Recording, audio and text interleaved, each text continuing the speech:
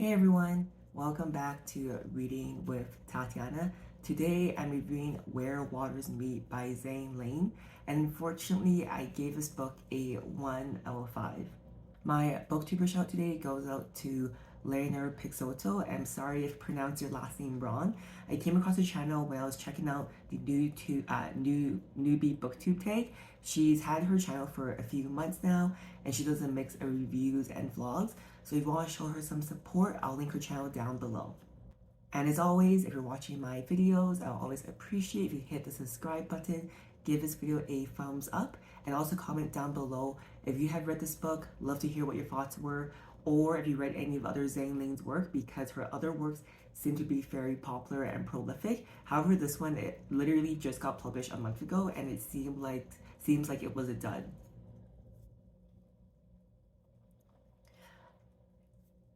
As I mentioned, this book was only published very recently, a month ago in 2023, back in the beginning of May.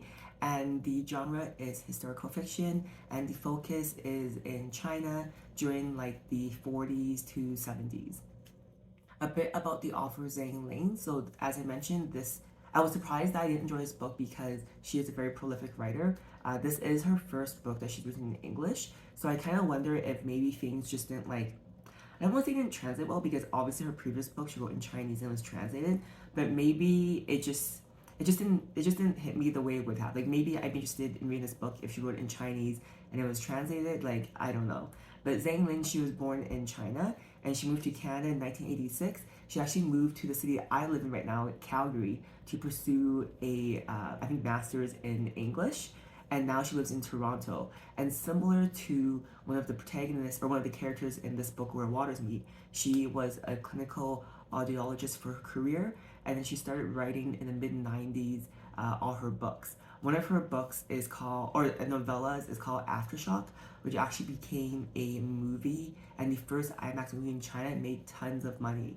So she has work that's been very prolific and very popular and that people love, but this one just seems to have missed the mark.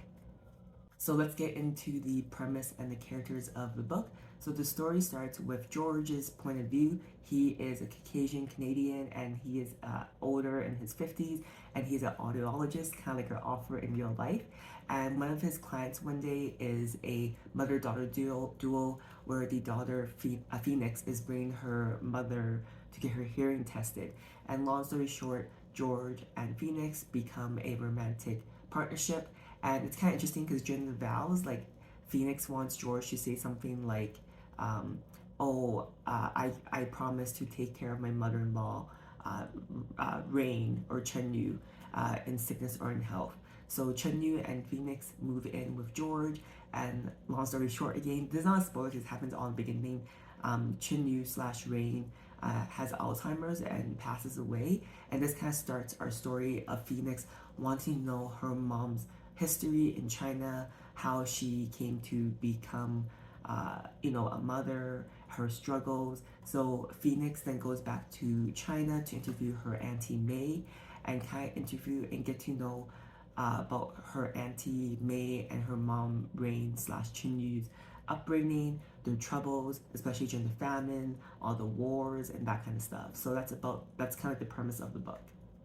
Common themes I found in this book, as I kind of already mentioned, it's historical fiction set in China during famine, war, and whatever, is the idea of what family means during wartime and how it can change, and how, especially back then, there wasn't like social media or ways to stay in touch. So, you may not see family for years, but, if you have opportunity to help someone, you would, and like how that dynamic changes during wartime. So I really enjoyed that part of the book because I felt like it was very, true to historical fiction. And in some ways, the reason why I love historical fiction is I hate reading textbooks, but I love learning about history, especially when they personify it. So I did enjoy that part of the book. The idea of having to outlive and survive, even if it seems like you're hit with shitty thing after shitty thing after shitty thing, you have to survive. You have to outlive, and it's very admirable to see these women's will to persevere during these times in their life. And also, for Phoenix trying to understand her mom's past, just the idea of wanting to know where we came from and how our parents made us the way we were. So these are three common themes I found prevalent throughout the book. So let's talk about things I didn't like about this book because I gave it a 1 out of 5. I do want to say that if you enjoyed this book, please comment down below why you liked it, because this was actually my in-person book club, and across the board, all six of us did not enjoy this book. I think the highest score is maybe a 2, so we're not alone, or I'm not alone, but I'm really open to, finding reasons why people enjoyed this book. So reasons why I didn't like it was, my number one pet peeve about books is when there's long ass chapters.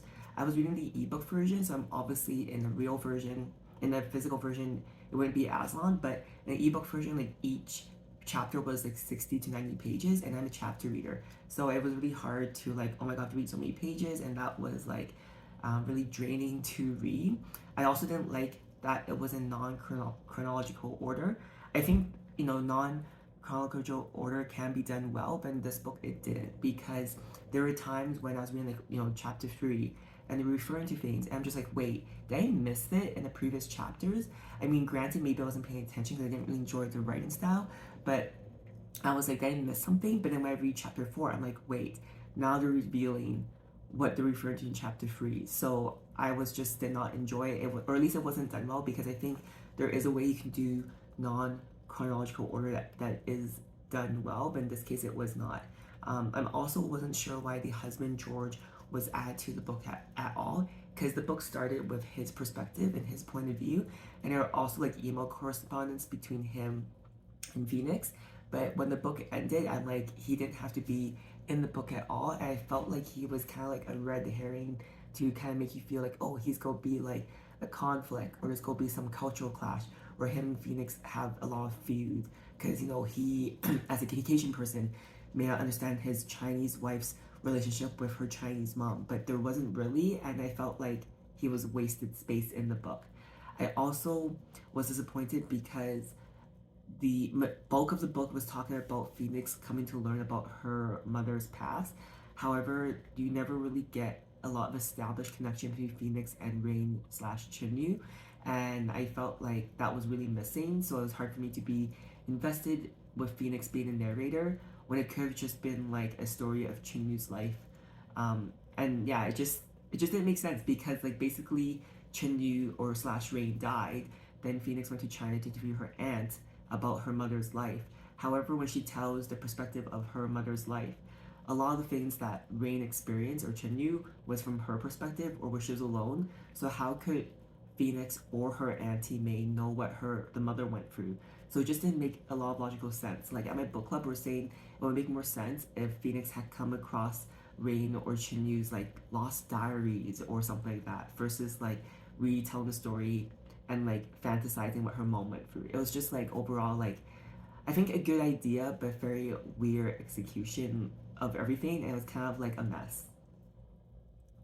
Having said that though, there's always things that you can find to enjoy about the book. So as I mentioned earlier, I the premise of it was interesting. There's a lot of potential. It's just the execution was bad. I did like all the historical things that were sprinkled throughout the book, because I think that's a good way to learn about history, to personify it, and the stories of the mom and the auntie in China when they were working in a whorehouse. To be honest, was quite eye-opening and interesting. On Goodreads, this book on average was 3.91 out of 5. However, this book literally just came out a month ago, so I think, it could change very quickly, either higher or lower. So the bad reviews that people had was that they felt that Chinyu slash Rain's story dragged out, and similar to me, they felt George was pointless in this novel. And again, people also thought it didn't make sense how Phoenix knew what her mother felt and all those experiences, because it wasn't firsthand from her. It was from her aunt, and also like her like just connecting the dots. So it just seemed like unrealistic. And again, people did like the book because they liked the historical aspect of it and the storytelling.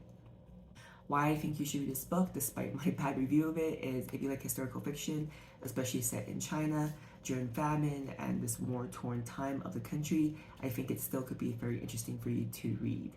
Now I'll share how this book made me feel, because if you ask me a year, a week, 5 years from now, I won't remember exactly what the book was about, but I'll always remember how it made me feel after reading it.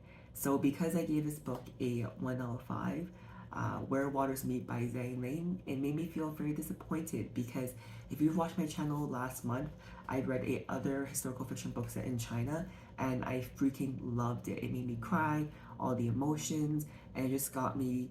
It was just a 5 out of 5, and it's already like a top book of the year for me. So this book, I went in, expecting the same kind of feeling, and it was just very disappointing for me. So, yeah.